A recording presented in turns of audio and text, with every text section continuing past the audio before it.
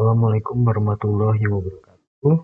Baik, perkenalkan nama saya Ardi Baharudin. Saya sebagai penata media keuangan kantor cabang Nusa Tenggara Timur. Saat ini saya akan mencoba memaparkan atau mempresentasikan terkait PPh 21 di lingkungan BP Jam Sostek, khususnya di lingkup kantor cabang.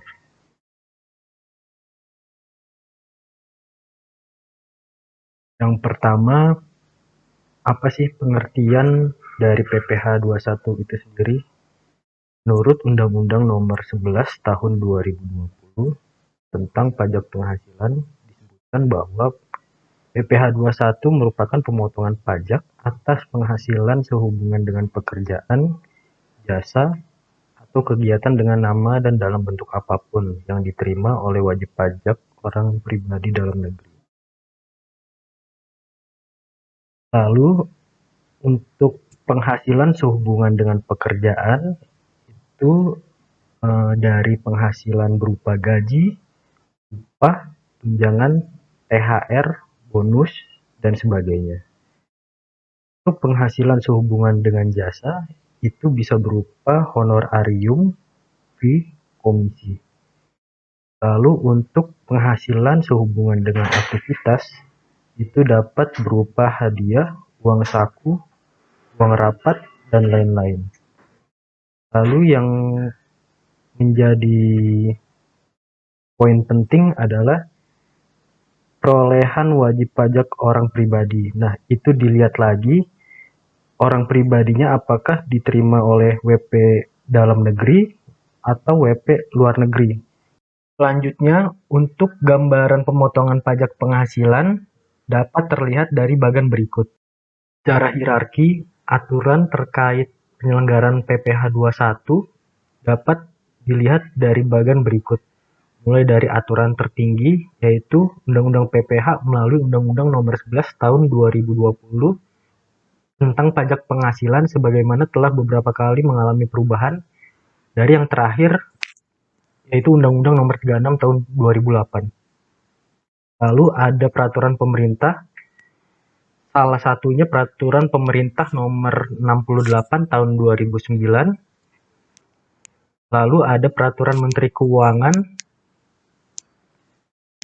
melalui PMK Nomor 252 Tahun 2008 tentang pelaksanaan pemotongan pajak atas penghasilan sehubungan dengan pekerjaan, jasa, dan kegiatan orang pribadi. Lalu ada PMK 16 Tahun 2010 tentang tata cara pemotongan pajak penghasilan berupa uang pesangon, manfaat pensiun, dan jaminan hari tua yang dibayarkan sekaligus. Nah, aturan ini yang sering dipergunakan sebagai acuan dalam menjalankan operasional di kantor cabang. Selanjutnya, subjek pajak penghasilan pasal 21. Yang pertama itu ada pegawai.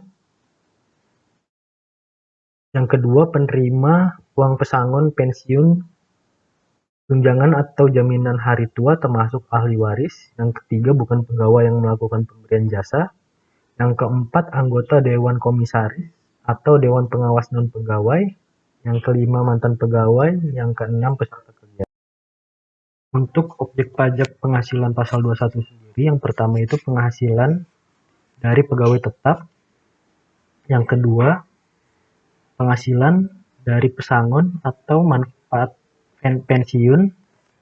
Yang ketiga, penghasilan berupa upah pegawai tidak tetap atau tenaga kerja lepas secara harian, mingguan, satuan, borongan, atau yang dibayarkan secara bulanan. Yang keempat, imbalan kepada bukan pegawai. Yang kelima, imbalan kepada peserta kegiatan. Untuk penghasilan pesangon, manfaat pensiun, THT, tunjangan hari tua, dan jaminan hari tua. Nah, ini yang tiap hari dilakukan di kantor cabang.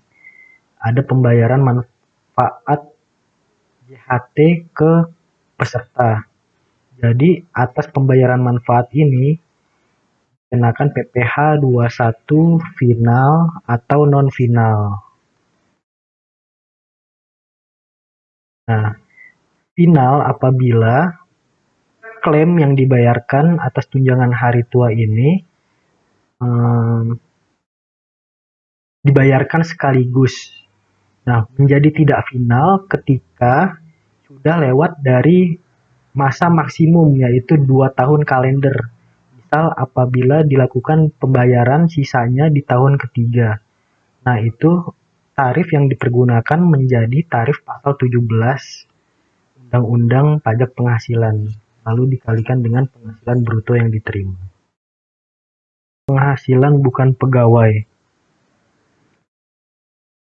Menurut aturan Dirjen Pajak nomor 16 tahun 2016, bukan pegawai itu merupakan orang pribadi selain pegawai tetap dan pegawai tidak tetap atau tenaga kerja lepas yang memperoleh penghasilan dengan nama dan bentuk apapun yang diperoleh dari pemotong PPh 21 sebagai imbalan jasa yang dilakukan berdasarkan perintah atau permintaan dari pemberi penghasilan.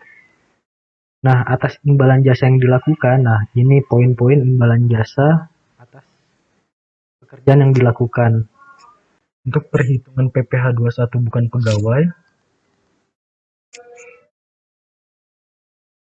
untuk dasar pengenaan pajaknya itu dikali DPP-nya dikali 50%, baru dikalikan dengan tarif pasal 17. Nah, lalu apa bedanya berkesinambungan dengan tidak berkesinambungan? Kalau berkesinambungan itu dibayarkan lebih dari sekali dalam satu kalender. Jadi misalkan WPOP menerima penghasilan di Januari.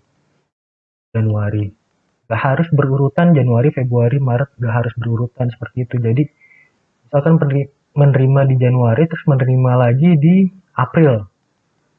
Nah, itu karena lebih dari satu kali itu bisa dikategorikan sebagai berkesinambungan. Nah, untuk bukan pegawai itu sendiri bisa juga mendapat pengurangan dari PTKP. Nah, tapi ada syaratnya. Syaratnya itu yang pertama harus ber-NPWP. Yang kedua, penghasilan dari hubungan kerja dengan pemotong. Yang ketiga itu tidak memperoleh penghasilan lain. Jadi untuk peserta kegiatan, menurut peraturan Dirjen Pajak nomor 16 tahun 2016, peserta kegiatan adalah orang pribadi yang terlibat dalam suatu kegiatan tertentu, termasuk mengikuti rapat, sidang, seminar, workshop, pendidikan, pertunjukan olahraga, atau kegiatan dan menerima atau memperoleh imbalan sehubungan dengan keikutsertaannya dalam kegiatan tersebut. Harus digarisbawahi sehubungan dengan keikutsertaannya dalam kegiatan tersebut. Nah, di aturan per 16 tahun 2016 ini juga disebutkan yang termasuk dalam peserta kegiatan siapa saja gitu. Yang pertama itu peserta lomba dalam segala bidang. Nah, peserta lomba lah intinya. Lalu ada peserta rapat, konferensi, sidang, pertemuan, dan kunjungan kerja. Nah, ini kunjungan kerja. Lalu ada peserta atau anggota dalam suatu kepanitiaan sebagai penyelenggara kegiatan tertentu. Ada peserta pendidikan dan pelatihan dan peserta kegiatan lainnya. Yang perlu digarisbawahi ini adalah kunjungan kerja.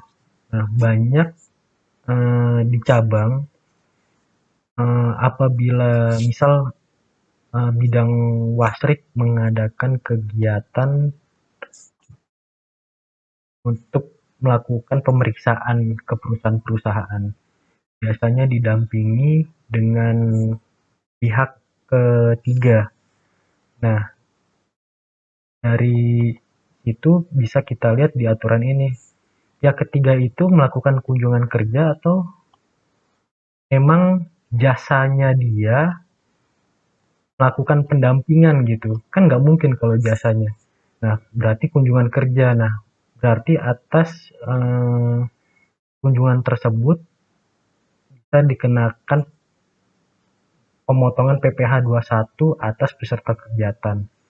Tarifnya sendiri tarif pasal 17 dikali dengan penghasilan bruto yang diterima.